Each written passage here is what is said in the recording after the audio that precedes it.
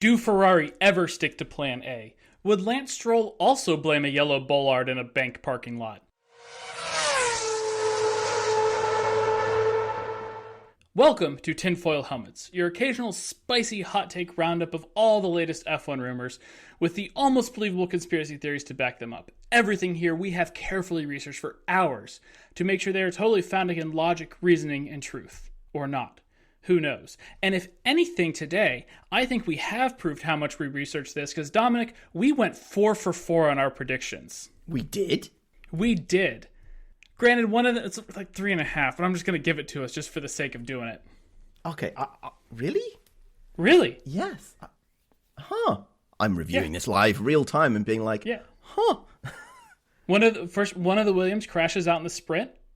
Yes, Logan spun around, which in a sprint, in all intents and purposes, is crashing out because, there's no recovery time, and he did it late. So that's the one that I'm going to give us a little bit of a pass on. If we want to knock it down to half a point, I'm fine with it. But still, but it needs to be at least 3/4 of a point, because notice it said here, because the statistical reality is when you keep crashing and, most importantly, run out of parts.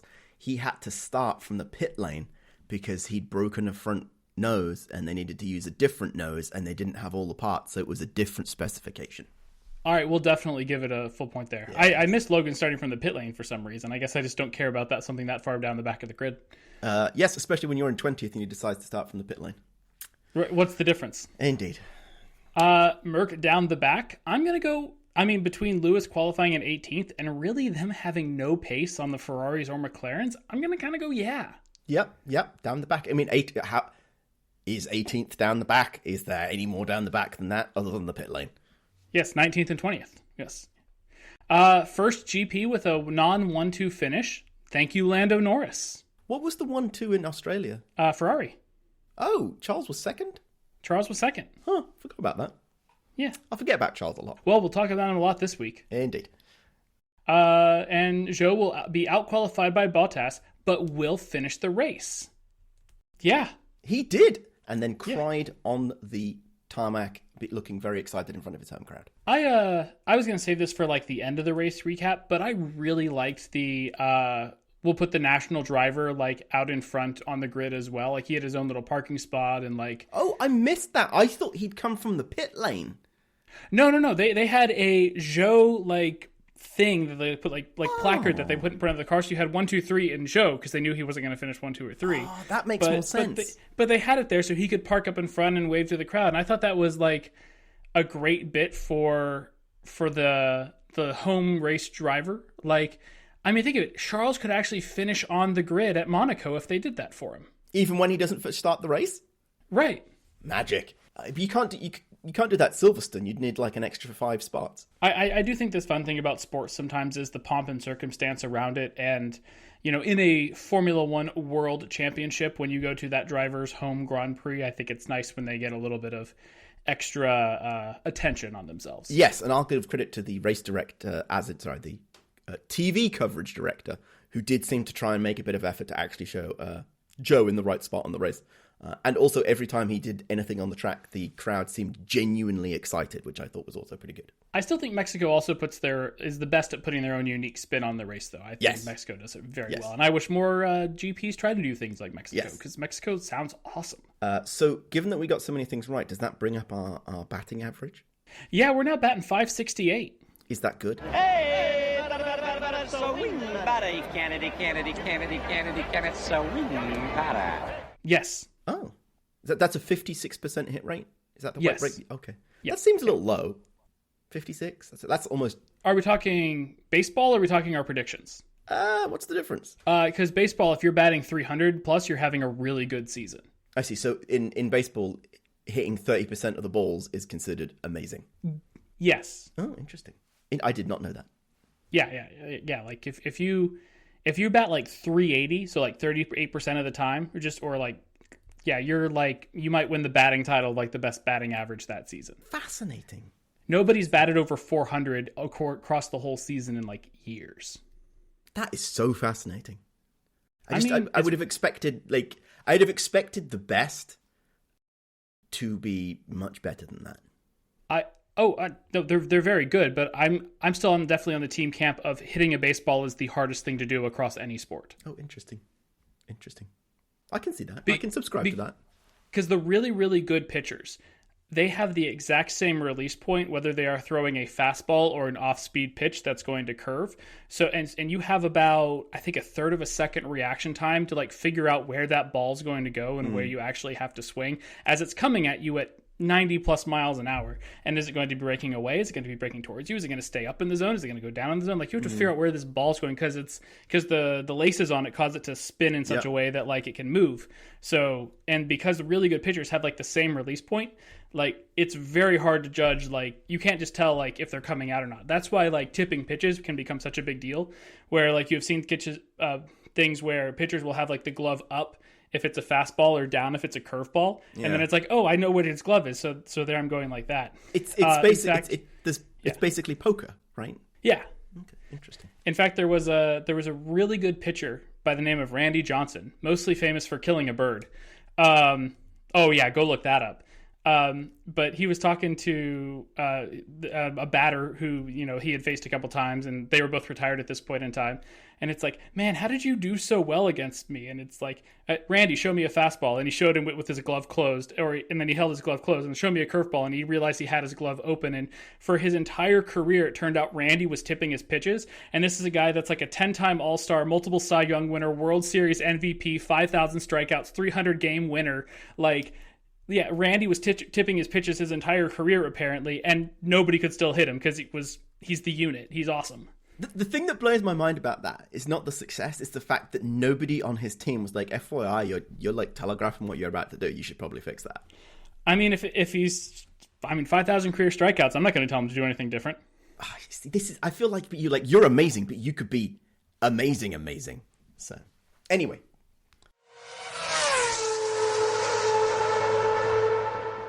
Anyway, should we get back to Formula One? Yes, this is a Formula One podcast, not baseball, and I am not about to fall down a baseball hole. We'll save that for after the recording. Yeah, indeed. So, between race drama... there was a little bit. There was a little bit, just a soupçon. We have Alonso making a decision about his team. Now, the question is every time Alonso does this is normally drama-filled. And not only making a decision about his team, but his future, and doing it in front of a white backdrop, sitting in front of a camera while driving for Aston Martin. I missed that. I missed that bit. I saw all the other coverage, but I did not see that video. Yeah, it was shades of Vettel's retirement, and almost in the same of like, I have made a very important decision, and for the next two years, I'll be racing for Aston Martin.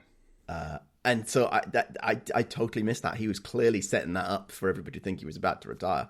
Carlos was watching that video being like, maybe this is my... Oh, wait, no, it's not my chance. The interesting thing I think about that is 2026 means he will be once again partnered with Honda, and I wonder how Honda will feel about that. I have to assume that was actually a point of discussion. I have to guess that really was in there. We'll see if Honda actually pulls out of this. Like, yeah, they could. Can they? Oh, no, I know what they'll do. They're going to be there, and they're going to do the first race because it'll be written in a contract, and then the contract will be structured in such a way that they don't have to do any more races. But then they will sell the engine group to Aston Martin so that they have their own engine team. Oh, I was thinking this also tees off great. I mean, I know Andretti's trying to come with Cadillac, but I mean, Andretti and Honda also go very well together in IndyCar. So perfect. Last minute change of tune. Aston Martin gets stuck with GM engines. Yeah. What else? The other piece of between race drama, I think this is actually probably the most significant part. Charles Leclerc got a dog. Do we know what kind of dog? It is a Labrador, and it is a very adorable, floppy-eared puppy. It's an actual puppy. It's not like, a mostly grown dog. This is a puppy, and I am fascinated by why the hell Charles Leclerc got a Labrador dog. Like, at least with Charles and his cats, right? You leave him in Monaco, you don't have to worry about them for weeks on end. Lewis has got to the point that basically he's lent his dog to some person in LA for the entire year. It's very fascinating to me. This seems like I don't know how much you know about dogs, but this seems like the perfect move for me. Because if there's one thing Charles Leclerc needs, it's a best friend. True. And a Labrador will always be your best friend. Yes, a Labrador will love you no matter what you do, how infrequently you see them, no matter how bad your on-track performance is. and they will always be happy to see you, and they won't tell you Carlos Sainz is the better Ferrari driver, and they won't second guess your strategy. And they won't judge you when you bin it at the most important point in qualifying and or racing. They'll just be happy to see you again. This is the perfect dog for Charles. So I think what you're really saying is Charles did not get a dog. Charles got an emotional support animal. Yes. Okay. I can see that, and I can actually see that being the perfect thing for Charles. I feels like he's a very sensitive young man. We could also go with the line of men will do anything except go to therapy. True. This seems perfect. Yes. I mean, I can imagine a therapist is quite expensive in Monaco. That's true. Do we want to do our occasional segment about certain people having jobs or not? I think it's important. Yeah, let's do it. Let's go for it. Let's start with Lewis. Does Lewis still have a job? I mean, at Ferrari, absolutely. So far, I'm sure there's a clause in there somewhere. Yeah, it'll be really interesting. But I mean, I don't see Ferrari getting rid of Lewis at this point in time. Because to be honest, we're not going to talk about the race right now, but I think Lewis actually had a pretty decent weekend. In hindsight, but that's not how it felt for the first quarter of the race. No, but I think there are a lot of I think Lewis can very well still hide behind the fact of that Mercedes is terrible. Yes. And I think there was some good proof this weekend that Lewis is right that Mercedes is terrible. Yes, I agree. What about Mr. Logan Sargent? I don't know how. Yeah. I thought that when they gave the message at the end of last year, this is the Williams team saying, we've seen the improvement in Logan that we needed to see. I was a bit suspicious about exactly which illicit drug they were smoking and exactly how much they have smoked, but they have more data than we do, so maybe they did. And I think maybe the improvement was he now knows what a kilometer is. Possible, and he can hit his braking points rather than thinking it's 100 feet, it's 100 meters, which is very different. Yeah. But he's really in tune with that metric system now. Yeah, he is not. He's not performing, and I think he needs to find another career. Speaking of other drivers who have performance anxiety or struggles, Lance Stroll. Oh, dear Lord. Every time Fernando Alonso drives that car in the way that Fernando does, and I understand that Fernando is amazing and he will wring the neck of any vehicle given him, unless it's got a GP2 engine, in which case there's no hope. I understand that, but every time Fernando goes faster and does a reasonable job, it makes Lance look even worse. I hate to bring this back to baseball, but there is something in baseball called wins above replacement. It's an advanced metric stack, essentially saying how good are you as a player compared to the next minor league player we can bring in, the average level player. Right. And Lance Stroll is so far below a replacement level driver. It's not good. To turn it to our pre-Christmas postseason special about performance in the software industry, this has sometimes been referred to me when people have said that you have people that a bird in the hand is worth two in the bush. That's usually my perspective, but it gets turned around to be you could just replace this person with a brand new person and maybe they'd be better or not. And I feel like that's the same kind of conversation, which is you've got someone and they're fine, but maybe somebody else would be better. Except in this case, Lance isn't fine and he's terrible and he should absolutely be replaced. And I think the calculus is also even worse in this season because if we have so many drivers up for grabs in this silly season, and you have a car that Fernando is clearly doing a good job of driving despite being put on soft tires halfway through a race at a track with high deg.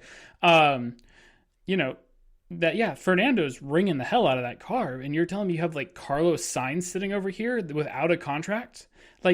Hell, Valtteri Bottas doesn't have a contract. I'd throw him in that car. Yuki doesn't have a contract. I'd throw him in that car. There's so many good drivers out there that you could put above Lance Stroll in that seat. I'm going to say something really spicy. I'm ready. You could put Logan Sargent in that seat and you would get a better performance. No, see, at that point, we put Alex Albon into the Aston Martin. We put Lance in the Williams, and then we let them do a head-for-head battle for Fernando's retirement. I agree, but you have to look at the greater picture, which is... Or if anything, throw them in the Alpines, because they're nowhere either. It's the apparently Albon has basically signed on for the Williams Love program, and he's totally staying there for a while. He's doing great at the Williams. I don't hate that. And he's on the grid, and I think he deserves to be on the grid. Yeah, if you can help be part of that team turning itself around, that'd be amazing. And that's why I think he should stay there, because that's something. But Logan, on the other hand, I feel like he needs to be out of the Williams and he should go into the... That's what would save Logan Sargent's career, is coming out of the Williams, going into a car that's not truly terrible and driving it reasonably. That would get him more time and more recognition than being stuck at the back in a terrible car. And then Lance can go on and drive WEC instead. There's only one small problem with that, is he has to not drive it terribly. I know, but he's basically placing where Stroll is in a terrible car. So he can only be better. I'm not sure that's true. I think if you go look at the stats, he's not that far off Stroll. Which is also concerning from Lance's bit. Yes. But you have to remember there was some important news this week about Lance Stroll and Fernando, not just Fernando resigning. One is that Fernando came out and said that Lance is the most important driver for driver development because he's so sensitive to the car. And this is where, like, Fernando's, because I, as Fernando Alonso, just drive around the car's problems, and so I don't give them good feedback to help them develop the car. Brutal. And then Mike Crack came out saying that the entire team at Aston Martin is built entirely around Lance. It is about Lance, and that's why he won't be leaving. And you're just like, what is this team doing? At this point... Exactly. He won't be leaving. He will be going to drive the Valkyrie for the 24 Hours of Le Mans, and then he'll still occasionally he'll probably be the reserve driver for F1. He'll get some testing time so he can still help with, like, the development of the car if his ass is truly that good, to quote, like, Niki Lauda in Rush. No. So, we've given everybody their beginning of season pips, helping them find out that they need to improve their performance on the job. Shall we roll into some real weekend, or do we have one final comment? I have two final comments in the occasional job take section. Is with the exception of Lando Norris, I think we hit all the L named drivers on our occasional segment of who doesn't. We did. Yeah. So just for the sake of it, should we throw Lando in there? Should Lando still have a job? Yes, I think it's worth asking the question. That's a great question because of what happened in the sprint race. Sure. And also, I do think Lance might have saved Daniel's job for a little bit longer. Because he can make the excuse that he would have been so much better if Lance hadn't rear-ended him. I mean, I think he was on a bit of a bad strategy after the safety car because he was going to need to stop again. However, he was running 8th or 9th at the time, which is the highest he's been all season. He was looking like he could put that car in the points. And given kind of where everybody else finished, I think a points finish could have been very likely for Danny today, without getting rear-ended by the Stroll. There was a lovely shot of Liam today. I saw that, yeah. Sitting on the pit wall of all places. So, anyway, qualification recap for the sprint. Rain is always the great equalizer. It is. I thought this was had shades of Turkey 2020 just because it was a bit slippy and it wasn't quite doing the right thing with the funny surface thing that they did. Didn't Lance go on pole in that race? He did, and then so it couldn't have been.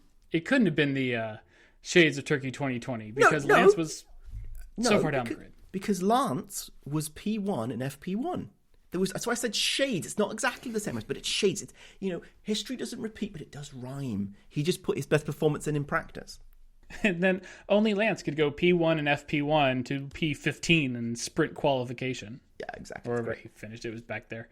I honestly, I think you had no, that was for the sprint race. But sprint qualifier, if there was ever time to put sprinklers on the track, sounds like a great show. It was great. I really appreciated the fact that it wasn't just wet, it was oddly wet. That's why I keep saying about Turkey 20, because it got wet and then it was really slimy and everybody was going everywhere. It was definitely an opportunity for you to show your skills as a core driver. I mean, I don't know how much that track's been used in the last 5 years, but it's been 5 years since Formula One was at Shanghai. And they just resealed it. Everybody thought apparently it was being resurfaced, but they didn't. They did that resealing thing. I don't know if you've seen that in your neighborhood. We have it in our neighborhood, where instead of relaying the road, they basically give it a bit of a dust and then spray this or lay this weird sealant on top of it that supposedly keeps it tracked down. And apparently that's basically what they did at this track, which I thought was a very weird choice for an F1 track. Yeah, but either way, I think that track has to be very green going into this weekend, or is probably very green going into this weekend. And then you had rain immediately wash off any rubber they put down in FP1. Yeah, I think if you watched in the quali for the full race, the evolution was ridiculous. It was very aggressively evolving. Which is actually surprising after having run the sprint race for so long that it was still evolving that much going into it. But yeah. I was curious what happened to Max, because Max, like, he's been amazing in wet. Like, he just spins the car and doesn't lose a moment. Been fantastic in the past, but in this one, it felt like in the sprint qualifying, he just wasn't vibing with it. And the story afterwards, he said he just couldn't get the tires to turn on. But still, I was surprised. I agree. That was the one shocker of Max. If there was any blemish on Max's weekend, it was definitely the sprint race qualifier. But if anything, I'm happy for that because it at least gave the sprint a little bit of a show. Yes. Or it helped make the sprint a little bit of a show. Lewis putting it on... second row, P2. P2. Or first row, P2. Lando putting it on P1. That deleted lap that got reinstated while watching it was just like, that was brutal as a viewer, because you're like, okay, I see how it's going to go. And then suddenly, when Nando is nowhere near anybody going fast at any point, you suddenly see him putting this 1.5 second faster lap than everybody else. You're like, what happened there? Turns out it was magic. And then, in the race, it only took 2 turns for Lando to lose P1 again. Oh, Lando. I thought that was classic, Lewis. Just not even turning into you, just letting the car go wide and like, oh, I'm sorry, there wasn't enough. I'm sorry there wasn't enough room for you. That sucks for you. Pulling back to our previous segment of does Lewis still have a job? I think between like the qualifying he put together in sprint qualifying of putting it on P2, where if rain is the great equalizer, he could do it. Or when your car's a boat, it's easy to drive through the water. Exactly. And then on top of that, like P2 in the sprint, not bad. That's the highest that a Mercedes has finished this season. Yes, yeah. George hasn't been on the podium. Correct. It's the first podium. It's a sprint. It's a sprint podium, but still, it's not really a race. No. But I thought he did pretty good, especially as I think the car was clearly not being great. He did a great job holding on to P2, because I think that could easily, a few more laps, he'd have lost the P2, I think. Yeah, but I mean, for the sprint, it worked out just fine. Quite the battle behind, though. Oh yeah, that was classic Fernando, but also amazing Fernando. Did you watch the Instagram reel I sent you?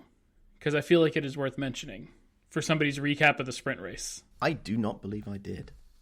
So there was a scene from Brooklyn Nine-Nine where Chelsea Peretti's character is just like dancing around listening to headphones, not realizing what's going on behind her, and like everybody else in the cast is like trying to deal with some criminal who's like breaking out of handcuffs and stuff. And it was like and Chelsea Peretti in this case was Max and Lewis just vibing at the front of the race, just moving along, and then like behind was everybody fighting Fernando Alonso for third. That was it. It was so good watching him try and not try to be the cork in the bottle, but be the cork in the bottle. And everybody on the commentating was like, when this goes, it's going to go boom. And then it absolutely went boom. I mean, it took 2 or 3 corners in a part of the track that's really not that big on overtaking for it just all to come undone. I felt so bad for him when it turns out he had a puncture, right? Well, he had a puncture because he hit Carlos. Yes. Yeah, that was great. I feel sorry for Nando, but also brilliant. It was great. And then Checo's just like, woo, I'm going through. Like, la-dee-da. Yeah. And then the Ferraris on the Ferraris.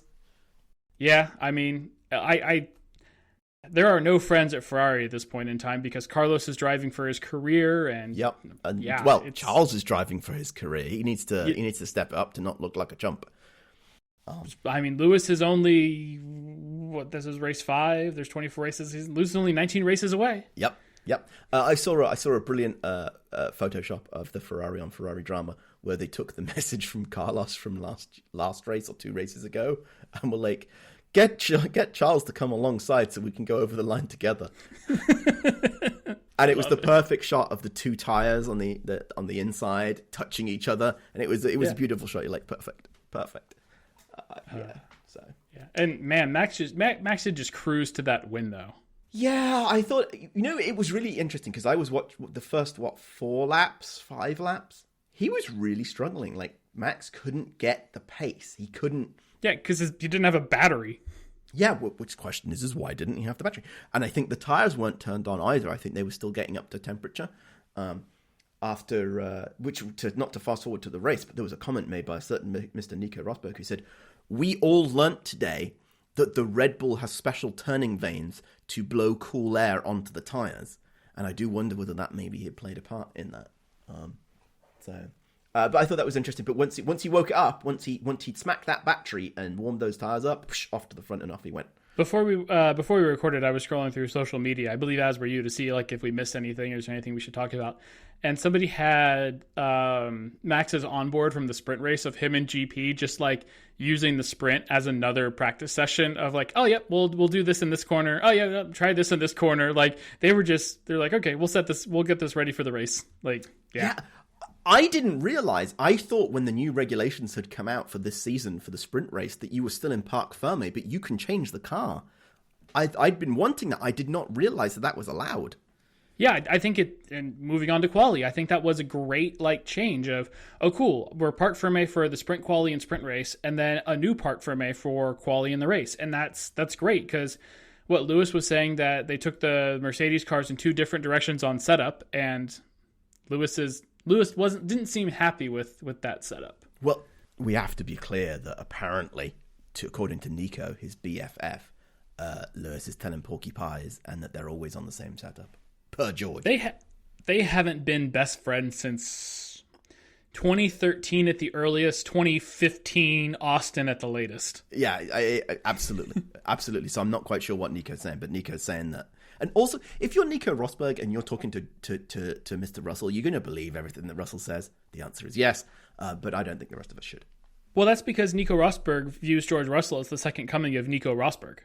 Indeed, and that's because maybe Nando, Nico, and George hang out at the New Year's party when they're all having the F1 drive party with the cigars and the booze, partying hard. No, Fernando can't be invited because he didn't beat Lewis in equal machinery. True. That's why Nico knows that George is his BFF, because he's the only other driver to have beaten Lewis in the same machinery. Psh, boom.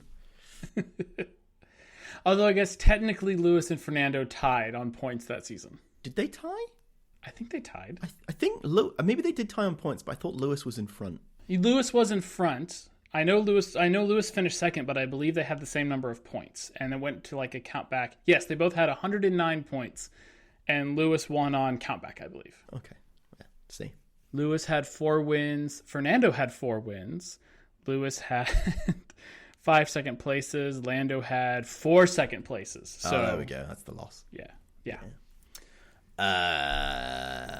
Where were we? I've lost exactly where we were in this. Qualifying. Yeah. Well, apparently Lewis forgot how to drive a car because he absolutely spanned that. Like, not only just didn't make it into Q2, did badly in that Q1. I mean, if we want to put on tinfoil hats, hey, the track evolution was insane in Q1.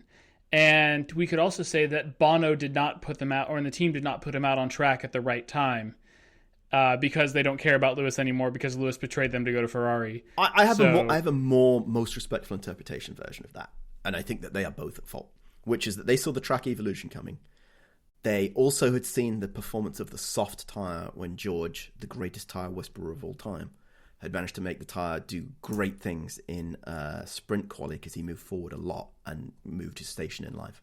That they decided that because of this, they were going to hold Lewis to the very end to take advantage of the track evolution and then span at it. And I think Lewis went along with this and he shouldn't have done.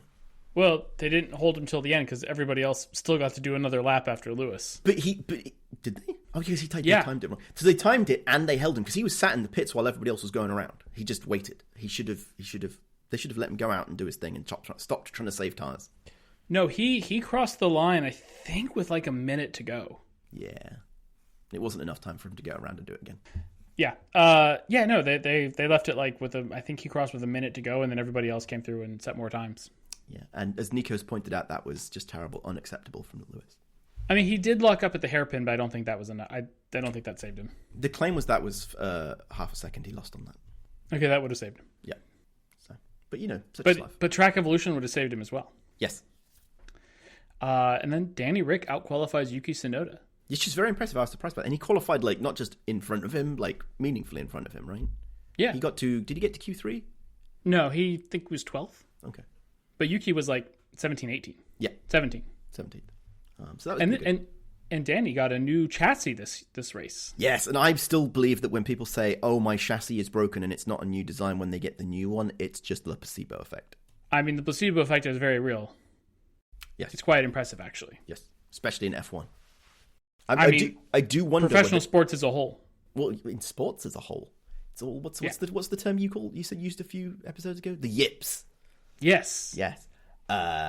I do also wonder whether Danny has appropriately hired a religious deity of some description, an astrologer, maybe all the major religions, maybe even some minor religions to come and like vibe on his car to give him the best feeling. He strikes me as exactly that type of person. Hang some incense from the halo or something. Exactly. He's got the little, he went down to the O'Reilly or whatever the equivalent is in China right before the race, picked it, slapped it on the halo, and called it good. It worked great for him until the end, kind of halfway through actually. Max has 6 consecutive poles now. Which he apparently does. is 2 away from Senna. Which is the record. Interesting. Senna has the record with 8 consecutive poles, because they were talking about it on the commentary of like, oh, Max could move on to 6 consecutive poles, and I'm like, oh, that's a side quest I don't think Max has completed yet. Who has the most consecutive poles? And it's like, oh, it's Senna at 8. He's 2 away. He needs to work on that. Related to Senna and my continuing rewatch of old F1 races, or at least the highlights. Senna, I've got to the season where into Senna's second season. I'll say in Senna's first season, he was doing amazing things with that car, and I definitely get strong Max vibes between the two of them. I can see it. Yeah. So coming up, we have Miami, where I think Max could put it on pole. We have Imola, where Max could put it on pole. Yep. And then we have Monaco. So he could break Senna's record at Monaco. Yeah, but remember, there are people who are willing to put it in a wall to make sure he doesn't get it. Like himself. True, he could try to speed run all the crazy things, not just the records and the statistics, but also the situations. Yeah, just do the first lap, be P1 after the first lap, go out before everybody else, and just spin it at Portier. Block the whole track. Of all the things I think Max would do, that strikes me as not being Max. Max, I think... I agree. Like, Max is somewhat of a dirty driver, but he's not a cheating driver. No, Max, I think, wants to win on merit or wheel to wheel. He's not going to do any tricks like that. Exactly. But his teammate, or the one driver whose home race that would be, I'm not sure I wouldn't put it past him. Back to China. China. First time in 5 years for an interesting track that looks exactly the same as Malaysia. Yeah, kind of. Yeah.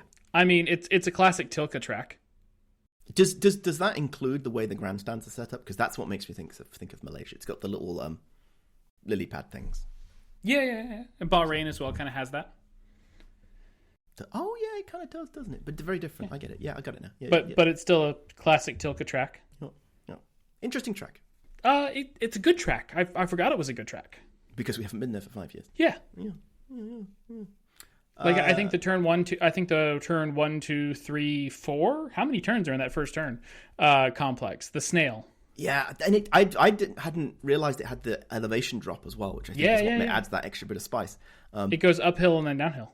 There was somebody who was saying this before the race. Maybe it was Nico.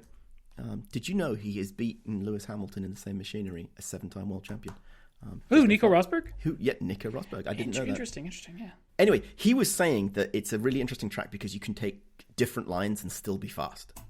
And if you watch that first corner, Complex, the snail, is absolutely a beautiful example of that. I've spent the entire race, including on the last lap, watching people go around it, and I'm like, oh, no, they've gone too far, they've been... Oh, wait, no, that's just a different line, as they pull it back and make it work again. It was fascinating. Yeah, but I think that's one of the things of... There's also kind of the turn complex after that, where like you do see some overtaking. Like there's also some spots there of, you can do different lines, different overtakes. It's a good track. It's a good track. And I think as much as I liked how this race turned out, I think we are robbed of a very interesting strategy battle between the Ferrari and the McLarens, with kind of Lando and Charles shadowing each other to go long on the one stop, and Piastri and Carlos going for the two stop. I think that could have gotten very interesting. So you're saying not only did Stroll not drive well, rob Danny, he also robbed us, the viewer, of a great race.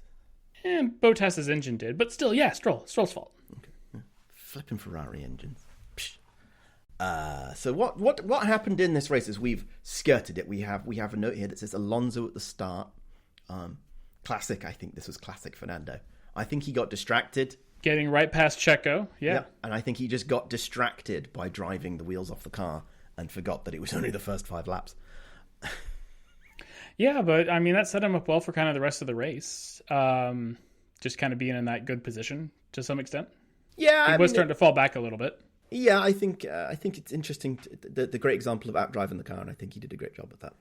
That's not the reason I think Fernando finished where he finished. I think it was the soft tire strategy, but we'll get to that.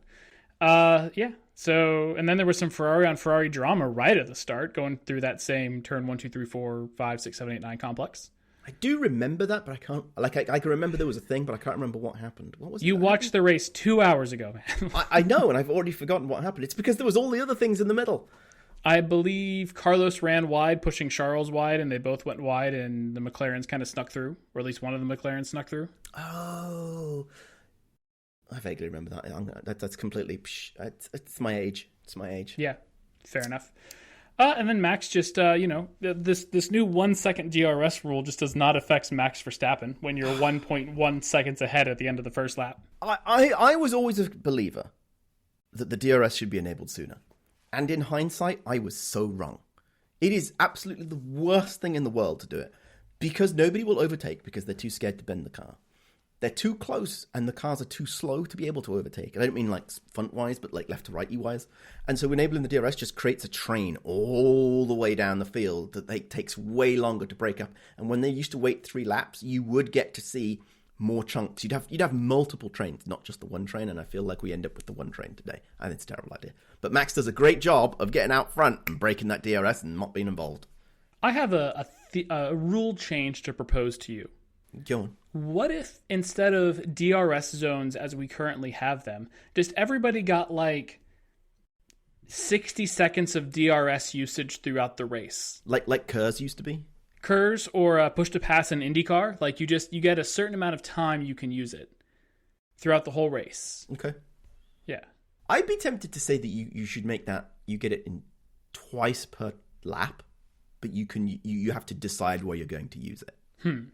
Your point being that it encourages people to strategize, and maybe in the most interesting way, people use DRS at the end to try and like make it spicy. And my comment would be is it gives you every lap, gives an opportunity, but people will just keep using it in the same place all the time. Yeah.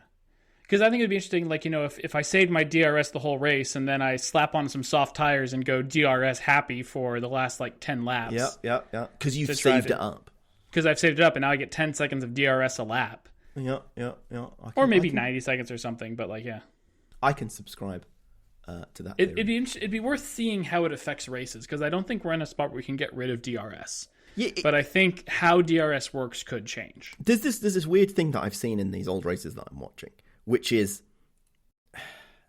people will be prepared to make a lunge, and sometimes that ends badly, and sometimes it ends amazingly. And it does separate the wheat from the chaff in terms of the driver's ability and being able to pull those off. And I feel like DRS has encouraged this overly strategic thinking in terms of drivers, where it's like, oh, I'm going to use the DRS to make the pass. And that ostensibly is the purpose of DRS. But instead of it making like it's not on the bubble whether it's going to work or not. Like, I think there's been some tracks where they've got it just right, but most tracks it's like, oh, I'm just going to use this and then I'm going to go past because I've got the DRS. And I think that plays back into why China is actually a good track, because we saw several overtakes. I want to say at like turn 6, 7, which is not going into DRS zone. It's all about how you come out of that snail complex at turns 1, 3, and 4, and you didn't need DRS to make it happen. Yes, I agree with that. Then that is the sentiment that I just ponder about DRS being a good or bad thing. I also think to some extent, like, yes, the racing is just different, and it's obviously different, but at the same point in time, like, you're in a situation where, the races you were watching in the 80s, my car's, if I have the best car on the grid, there's probably going to be a third to a fourth of the races where my engine's going to blow up. Yes. And I'm not going to finish. So I already know everybody's in for like at least 3 or 4 DNFs in the season. So if I screw up a lunge and I DNF, that's okay. Because, this person winning this race, they're going to DNF in 3 races time. Yes, I can totally see that. And maybe that's the real answer for making this the most entertaining motorsport in the world. It's not that you make the cars faster and better at overtaking. You have a lottery about whose car is going to randomly fail throughout the race, and you don't know until it's failed. What if we tie it to a fan vote for our social media? Yes! Yes, exactly. That'd be amazing. Oh, that would be great, just for the sense of, like, whose car do you want to see fail today, and why is it always Lance Stroll's? Oh, no. It would always be the one that everybody's hating on, and it would be Max at the moment. It would have been Lewis before, and it would have been Michael Schumacher before, and it would have been Vettel before. The only person this would never have happened to would be Fernando Alonso. Oh, hard disagree. Oh, I absolutely think nobody would have voted to explode Fernando Alonso's car. You don't think Honda would have done a massive campaign in, like, 2016 or whatever it was, 2015? I could see Fernando getting all of his social media follows to make sure that everybody else's car blows up. That would be perfect. I'm sure the Schumi fans would have blown him up in 2005. Maybe. I don't feel like Fernando has ever been dominant to reach that level where everybody's like, oh god, it's boring because Fernando's driving. Psh, whatever. You know, if they left it to team personnel, Alonso would definitely have his car exploded. Given how much carnage he has left in his wake at different teams. That's so true. So true. Yeah, the fans might not vote against him, but the McLaren garage will, the Ferrari garage will. Oh, yes. The Renault garage will. Yes. Nelson Piquet Jr. definitely will. Burn. Shall we get back to today's race? Yeah, Max went off into the distance and won. Hooray. Yeah, great. What is up with Checo? Is that guy able to drive a car at all? It's terrible. I do think he's got a job. So. Yeah, so apparently I saw a thing that Christian Horner said that Checo's having a much better year because he's not focusing on Max Verstappen. Yes, I agree. Which I could definitely see. And I don't like agreeing with Mr. Horner, but yes, I agree. Related to that, there was a comment where Helmut Marko said that Carlos has this massive deal from Audi and Red Bull can't possibly compete with that, but they are still talking to Carlos. But that's the way it is at the moment, so it's not going to be Carlos and a Red Bull. At which point, apparently Christian Horner, continuing to bring up dead bodies, is like, no, that's all lies. There's no such thing happening with that. I'm sure everybody wants Carlos, but no, that's not nothing to do with us. Right. Yeah, I mentioned that there was a potentially strategy battle going on between the Ferrari and McLarens. I love a good strategy battle. I think it's great. I like it when it's a close strategy battle. Like, it was looking good. It was looking like it was going to be good. Yeah. It will come down to the ability of somebody with a wheel gun getting it on or off quickly enough. Right. I like that. Speaking of people getting wheel guns on and off quickly enough, did you know that Sauber was not the worst pit stop team of this race? I did not. Who was this? Well, Alpine, because they tried to kill one of their mechanics. Oh, yeah. No, I remember that. But Zhou had a 5-second pit stop and a 3-second pit stop. Yes, and they said on the thing that they've like temporarily fixed them. They did a pretty good job to temporarily fix them. Yeah. Meanwhile, Red Bull, displaying their pit stop dominance that only Merc can look on in awe, is in a green flag condition. They did 2-0 and 2-1 with Max and Checo in a double stack. That's pretty good work. Yeah, I mean, part of that is Checo is so far behind Max that they could do it, but they didn't have enough time to like run back in, grab new tires, run back out. No, it was a double stack. By the time Max was driving off, Checo was already over the pit lane line. Yeah. So, and that was some impressive work to double stack in a green flag situation and go 2-0, 2-1. So you have all the teams hiring aerodynamicists and engine this and blah, blah, blah, the other. Why are they not just hiring the pit crew? Right? If you're Mercedes, just hire the whole pit crew from Red Bull. So you're going to pay them through the nose. They don't have to do the other crap that they have to deal with, and they'll pay them more. And please come and just change our tires quickly. Cost cap? At this point, does the cost cap really matter? We'll make it up in catering. Exactly.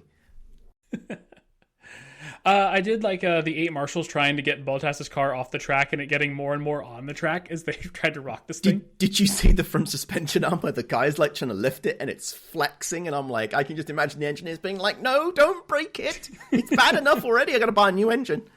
Yeah. And then probably the most talked about part of the race, at least from what I was talking to people about, the safety car restart. We have Which one? Talk about it. The one that led to the second one. Yes. Did the incident that we're about to talk to actually lead to the second one? I thought that was because Yuki's car just went bang. It got banged Nico's... into by the second biggest idiot on the track. Yes, I thought that was the reason for the safety car. Either way, in one lap, we had the two biggest idiots in Formula One. Yes. Which I don't think that's... Oh, screw it. Yeah, the two biggest idiots in Formula One ruining all of Visa, Red Bull, Cash App's races. And the opportunity for an exciting strategy battle for us. Yeah. This is Stroll. This was all Stroll. Not according to Stroll. Which, given our question at the top of the show, there is a TikTok video that I'm sure Dominic will link in the show notes of a woman who, at a bank, hit a yellow bollard and then just continued to keep driving against the yellow bollard and caused $30,000 worth of damage to her car and was like, how is this my fault? This is like the same vibes as Lance of like, yeah, there's a great interview with Danny Rick in The Pen where it's like, oh yeah, Lance thinks it's your fault. And he's like, what? I've just gone to see the onboard. Like, I was just calming down. Now I'm furious again. And he's totally right, because if you watch what he says versus Lance's onboard, Lance is looking to the corner and not looking at the driver in front of him, and he hits him. Oscar Piastri had a great comment after the race of it's like, yeah, but none of us hit anybody. Yeah, it was ridiculous. It was. Here's also what I found funny: the mistake of the moment when you blame other drivers seems to be brake checking. Right, everybody's like, brake check this, brake check the other, and Stroll immediately dived for that, and I think that's just like a great example of he wasn't thinking about driving, he was thinking about the excuse. It was terrible. He screwed it up, and it was bad, and then he didn't take ownership for it. Max took more ownership of it in the cool down room than Lance did. He did. I missed this. Yeah, on this week's episode of the Max Verstappen podcast, when they saw the incident in the cool down room. He was like, oh, that might have been my fault. And I think Lando was like, yeah, it was. Just from like the slowing down at the hairpin. Was it the commentators were trying to blame Fernando and said that he, overcooked it a little bit? And I'm like, oh, sure, but it was like, come on, people. Yeah. Really? I think we got a 10-second penalty, right? I feel like he deserved a more penalty for that. That was pretty bad. The McLaren driver, Oscar Piastri, was also a victim of the Ricardo Stroll collision. Regarding Stroll's claim that everyone in front of him suddenly braked, he said meaningfully, yeah, but everyone else didn't crash into each other. And then somehow, and then Danny Rick's diffuser was gone. He retired, and then he gets a 3-place grid penalty because he didn't finish the race to get a 10-second penalty for overtaking Hulkenberg in the second safety car, however that worked out. They were really penalty happy for like 10 minutes there. Yeah, I think they were a bit cranky, and they're continuing to exact their policy from earlier in the season of we're basically going to go for the higher penalty when there's a cheaper penalty available. Yeah, and then meanwhile Lance is like, somehow Fernando got 3 penalty points for hitting signs in the sprint. Yes, and didn't get a grid drop for like even the Miami sprint, despite retiring the car with a 10-second penalty. And then Lance causes like a crash that ruins 2 drivers' races, and he only gets 2 penalty points. What is going on? Yeah, that's.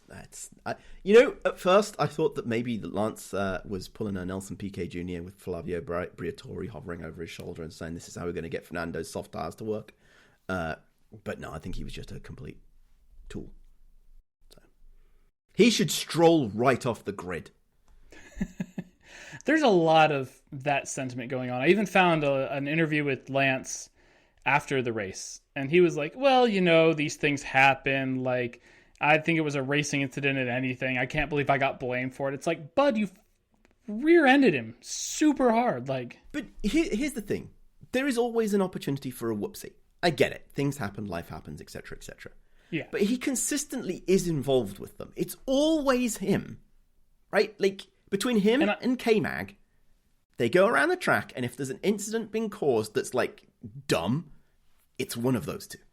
Yeah, because then half a lap later, K-Mag bangs into Yuki and ruins Yuki's race. Exactly. It's like just...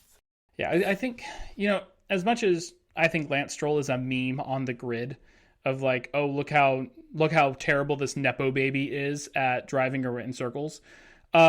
It's fine when he's taking himself out in Jeddah. Oh, look, he clipped a wall and, now we get a safety car. Hooray, thanks, Lance. Like, but no, now, like, when he's actively ruining people's races, it's... Yes, I agree.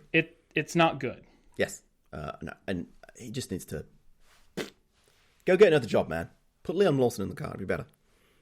Or Logan, as I said earlier. I don't think he could be bad in 24-hour endurance races. No, I agree. Absolutely agree. Absolutely agree. What else have we got here? Lewis had a good recovery drive. He ended up in the points, not honestly that far behind George, given everything. It was really curious because I think Lewis took a while to get going, and there was a radio message that was like, Lewis said, man, those tires suck or something like that, and he'd just been in the... Yeah, those were not good tires, yeah. That was it. And I wasn't sure whether that meant the tires he just put on or the ones he'd taken off, but in hindsight, it was clear the ones he'd taken off. It was the softs. He did not like the softs. There's this really interesting thing of like... George was called Mr. Saturday, and I think he continues to prove in many ways, especially with a terrible car, he is Mr. Saturday.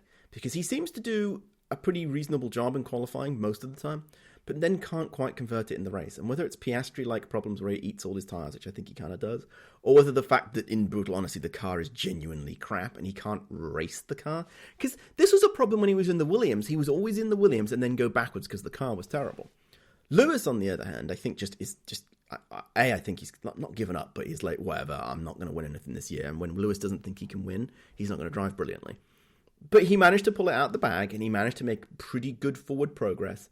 And I want to say if he'd had maybe another 5 more laps, I think he could have got Oscar and would have been in a pretty good place. And at which point, George would have lost to Fernando, and they'd have been in the same place, and one of them started in 18th.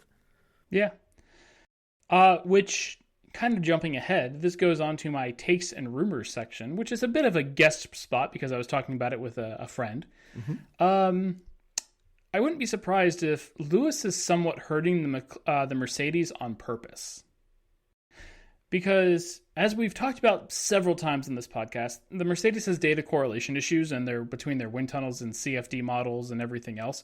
So the fact of, if they fall further in the championship and they don't get...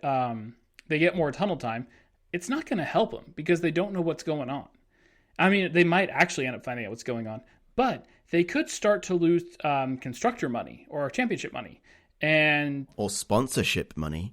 And that could lead to losing sponsorship money. And, that leads to a bit of a spot that's not so good for Merc and not so good for Toto and not so good for Mercedes and Dalmer, who owns them and all. And things start to look a little bit different. In fact, as I was scrolling social media post race, I ended up with the Sky after chat with Karoon and Damon Hill, and Damon, without saying it, was saying that Toto is really not responsible for any of the success Mercedes has had. That he came in on Ross Brawn's coattails. Ross Brawn set up the Mercedes for success. Toto was able to manage that success through the last formula, and then now that they've actually had to totally redesign the car, Toto is not capable of building a winning car in such the way that Ross Brawn was. Have you heard of the analogy from at least business and maybe to a certain extent tech business of the wartime CEO versus the peacetime CEO? No, but I've read The Godfather. I have not read The Godfather, nor have I seen the films. That would be a wartime conciliary versus a peacetime conciliary. Interesting. Brawn is a great wartime designer, engineer, team principal, and he did that at Ferrari, right? Took them from being terrible to being great, basically did the same with Honda /Brawn /Mercedes. And Toto is a great peacetime CEO. He's great at keeping the team going and getting everything. And once you're in the great place, he can optimize it, and he's at the local maxima, and he can keep it at the local maxima, and he gets the team, creates a great environment, supports everybody. But now that's not the case. Right. So Toto Wolff is Robert Duvall. Gotcha. I don't understand the reference here. The Godfather. Okay, I'm gonna have to watch this. It's free on Apple TV Plus right now. It's a good movie. I know, but it's really long, isn't it? I mean, it's a good movie. Okay. Maybe I'll consider that. But I do think there is something in that could definitely be playing into it, and I think it's really fascinating to think about what that means for Fred at Ferrari. Was Binotto a peacetime CEO, and Fred, who seems to be doing credit to Fred, he seems to be mostly getting them in the right place, right? Like he's helping them make better strategy calls. Oh yeah, if anybody can find a wartime conciliary, it's the fucking Italians. True. Going back to The Godfather again, You should watch this movie. It's very good. Yeah, I take the point, Andrew. I will add it to my watch list. But it's certainly interesting. I'm not sure I subscribe to the theory here that he's tanking it on purpose. But I do think... Yes, I don't think he's doing it on purpose. I do think he could be not trying, if that makes any sense. Like, he's not being malicious about it, but he's like, what's the point? It doesn't do me any good.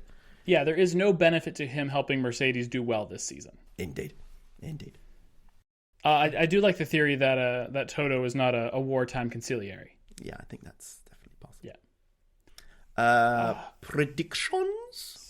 Did we cover everything we want to talk about in the race? I think so. There's 3 more items here, although technically one of them we already talked about. One, Lando's still the bridesmaid. I'm very happy China had trophies that he could not break. They were the ones that they could wear, right? Yeah. Apparently, it goes back to like when they used to wear wreaths on their necks. Yes. So, it's fine. I like it. Yeah. I look forward to Lando's first win, and I'm going to be very curious to see what his performance is after his first win. Maybe he'll get it this year. I mean, it'll be great at IndyCar. When Zach Brown is willing to give another McLaren driver a shot to try to get a win because Lando still hasn't gotten a win. Oh, that's brutal. The last winner, technically, is Danny Ricciardo. Not technically, factually. True, but some people, especially this weekend, they talk about the sprint win, and Piastri got a sprint win. That's true. Predictions? I had some. Do you want to add any? Here's my prediction. Miami will be a total non-race. Nothing exciting is going to happen. The order's basically going to be the same. Nobody's going to screw up. Nobody's going to crash into anybody. It's going to be absolutely the most boring race. Not necessarily the season. That'll be Monaco. But Miami is winding us up and preparing us for the utter boredom that is Monaco. If you don't want to watch Monaco, just watch the Indy 500. It's much better. I need to put them on 2 screens at the same time. Are they concurrent? Are they live in the real world, or are they offset? They're offset. Boo. No, it's good. It's even so offset that I can, because I want to say the Indy 500 doesn't start until 10 a.m. our time. The race starts at 12:45 Eastern, so 9:45 our time? Yeah. Yep. Yeah, so you can have plenty of time to wake up, watch Monaco, and then watch the Indy 500. Well, I hope Monaco doesn't rain, because then it'll be even longer and even more boring. Fair enough. Yes, so Miami, boring race. That's what I'm going for. You think a good 1 p.m. afternoon snooze for us? Correct. Awesome. I'm going to say random bits of rain because it's Miami. True. Could have some rain. I subscribe. I'll say Max on pole because I want him to go for the side quests. And this is the Senna side quest, right? Yeah, the Senna side quest. Okay. And I'll also say that Danny Rick shows that China wasn't a fluke. Interesting. I'm going to take the no on this. Because I think Yuki was it took him so long to recover from the high that was Japan. Being in his home race, he ate too much. He was just off vibing this weekend. But next weekend, when he's back in Miami, he's good to go. I just realized something. This morning before I watched the race, I almost texted you saying, I want to add a prediction that the hairpin at the end of the long straight causes drama. Or there's like an incident there. And sure enough, Stroll hit Danny. It would have been perfect. I should have texted you. You should have done. And it was the one where everybody was outbreaking themselves. Everybody was making whoopsies. It's where the Ferraris hit each other. It was the corner of the race. That's the true winner of the Chinese Grand Prix. The hairpin at the end of the straight? The hairpin at the end of the straight. The true winner was the hairpin that was at the race the whole time. So, another week, another race. We're always waiting for your feedback. Write into feedback@tinfoilhelmets.com and let us know your conspiracies, feedback, and wants. Also, tell your friends to like, listen, rate, and subscribe on all your favorite streaming media services.